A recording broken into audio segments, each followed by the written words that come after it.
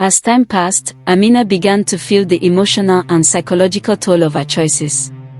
She had lost her sense of self.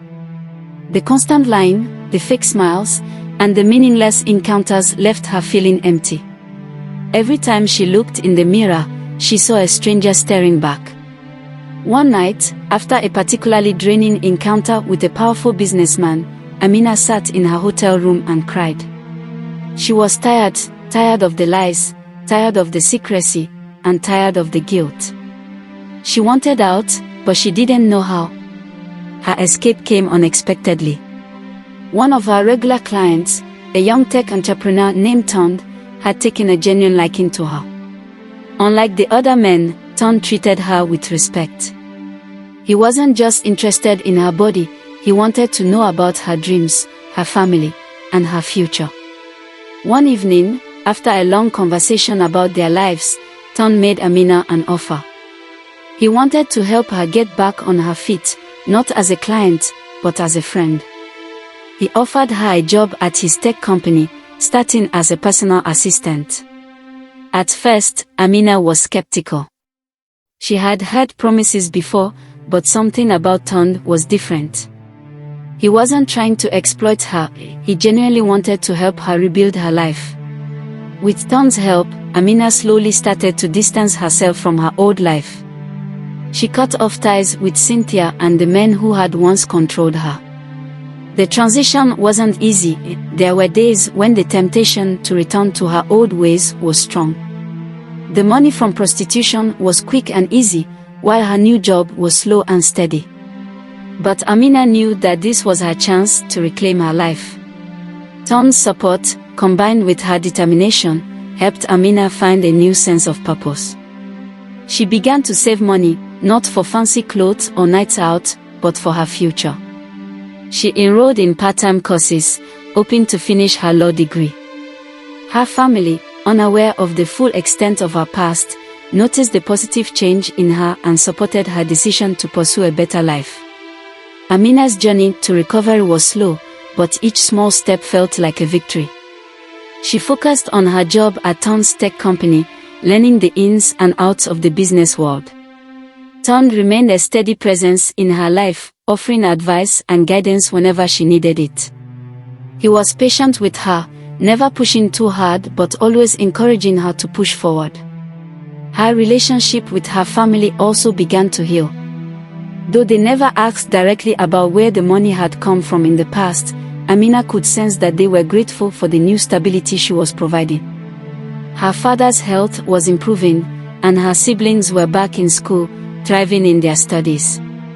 Her mother had reopened a smaller version of her textile business, and while it wasn't as grand as before, it provided a steady income. One day, as Amina sat in her small apartment, reflecting on how far she had come, her phone rang. It was Cynthia.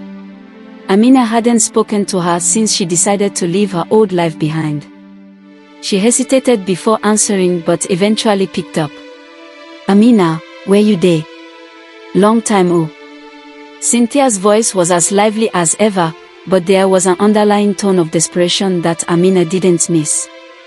"I dey here, Cynthia," Amina replied, her voice steady but guarded. "How things now?" Cynthia laughed, but it wasn't the carefree laugh Amina remembered. It was strained. "Babe, things no too good oh, Lagos done show me pepper. Some of the men know they even pay well again. I hear say you don't clean up, ABI." Amina sighed. She had expected this conversation at some point. "Cynthia, I no fit continue that life again. E no easy, but I find something better now. You fit do the same." Cynthia scoffed. "Better? Wetin be better for this Lagos?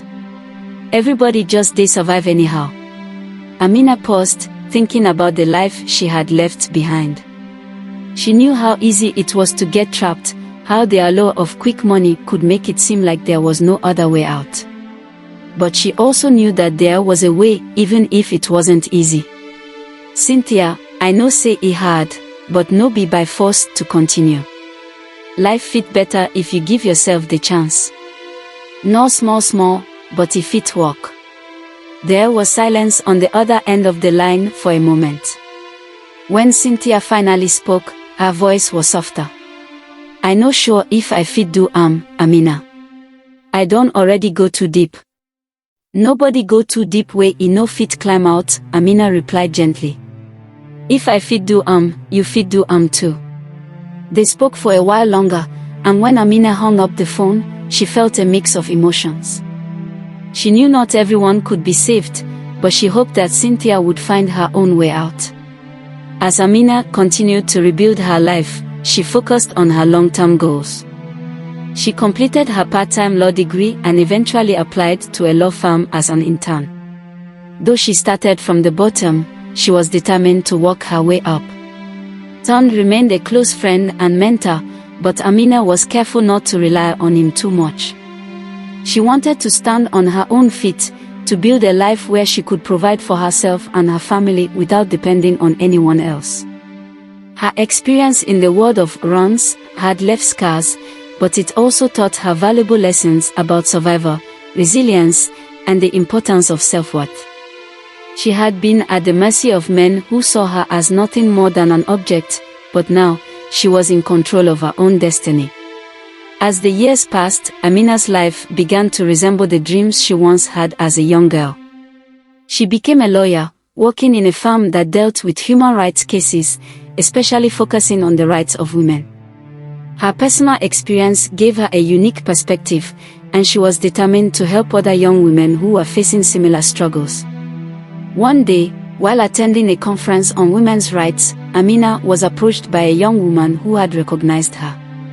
"Excuse me, are you Amina Musa?" the woman asked nervously.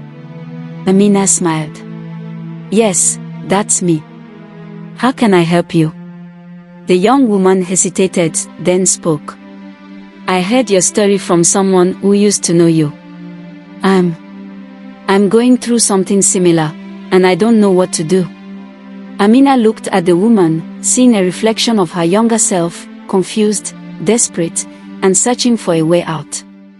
She felt a deep sense of responsibility. "Sit down," she said gently. "Let's talk."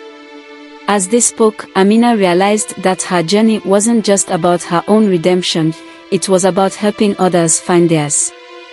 The city of Lagos had nearly swallowed her whole, but she had fought her way out, and now she was determined to guide others along the same path.